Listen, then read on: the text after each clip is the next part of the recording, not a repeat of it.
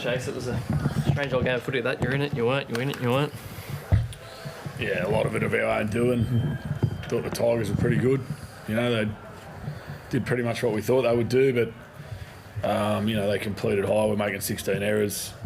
We're just not giving ourselves a chance, and every loss this year have come in here and said the same thing. Now we're under 70% again completions, 16 errors, a lot of them in the back of the field. Yeah, it's just not good enough. It's an easy recurring problem for you guys. I mean, is there something you can put it down to? Cause... Yeah, I don't think it's a matter of, you know, shape execution or things like that. I thought, you know, we looked dangerous when we got through our sets, but it's individuals, loose carries, not taking ownership of the owner of the footy, pushing passes we don't need to push. Like I said, it's just, yeah, it's a recurring thing that we're going to have to address. Was your game management at the end a particular concern too? Obviously, like you had the situation where Jai tries to kick a field goal. There was an error made late there. Yeah, considering you're going to reasonably experienced 5'8" and hooker. Yeah, I think we got ourselves into the position for Lockie to kick it. They had outstanding inside pressure. So we ran it. Ended up in Jai's hands. It's not ideal, but I mean, they had 3 shots as well from pressure from us that forced them under and forced them to bail out a couple of times as well. So, yeah, I mean, we have not been in that position this year. We've obviously got a young half, but, yeah, it's something we'll have to look at. Do you think there was something that the Tigers were targeting, particularly in your right edge, especially in that first half? They seemed to go their timing again. Yeah, I'd have to look at the tape. But they got a bit of joy down there, so yeah, we'll have to definitely have a look. What's the injury like? Oh, it's not ideal. Yeah, it's obviously we lose Harmo early in the game to head knock, so he'll get assessed and go through the protocols through the week. Jacob Host got a shoulder injury.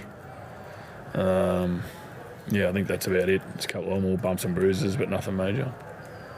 On your side, last week you had sort of almost the perfect 10 minutes when you were at 13 and they had 12. And then this week it was the other way around. I'm interested to know how you set up to react to situations like that when you've got a man more or a man less. I thought we played our best footy with a man less. We got through our sets, we played a bit more composed because we knew we had to, and it was probably a mindset that we needed to have for more. That's what we spoke about at half time. We went a man down and we completed our sets, put pressure on them, got some repeat sets. I think we won. I think we were 10-0 during that period. And then we don't complete off a kickoff. You know, it's happened multiple times this year off the back of points where we're coming up with an error. Then I think we went something like 8 or 9 sets where we didn't touch a footy. You know, I think we were 90-odd tackles more than them or something like that at half time, and takes its toll on your attack as well. Fatigues you, and to their credit, to our middle's credit as well, I thought their resilience in the middle third was superb. For them to keep turning up and time again and keep us in the fight was pretty special. But like I said, in the change room, we can't keep asking ourselves to do it. It's and the buck stops with me, and we've got to fix it. Was this a bit for anything there, Cam? Yeah, obviously, what Coach said, with not giving ourselves much opportunity with our completions, puts our attack, puts fatigue into our attack, and then our execution is pretty sloppy. So probably just comes down to respecting the ball. What do you put it down to, mate? Just in terms of, I know Jay spoke about, but just in terms of like your completion rates, your errors you're making, as opposed to say last year where it probably wasn't as evident. Yeah, I'm not sure. It's hard to put your finger on it. Just have to look at ways to stop it. But it's a simple fix. But you know, we keep saying it's a simple fix, and we keep dropping the ball in crucial periods during the game. So yeah, it's just to work on for us. Do you think Junior Totola, game 100 tonight? What's the word on his average development in the last few years at the club? Oh, he's been outstanding. As we said pre-game, he's 25. He's got his best footy ahead of him, and he's already hit 100 games. So, yeah, we're disappointed we weren't able to give him a win on his 100th game. But like I said, I thought the forward pack in particular worked pretty tirelessly to give him every chance to get that victory, but unfortunately it wasn't enough. Do you feel like this might have been, I don't want to say it was coming, but obviously the last 2 games you've gone through long periods where you've made lots of errors as well. Do you think that you might have seen something like this coming? Oh, yeah. I think it's something we're continually talking about.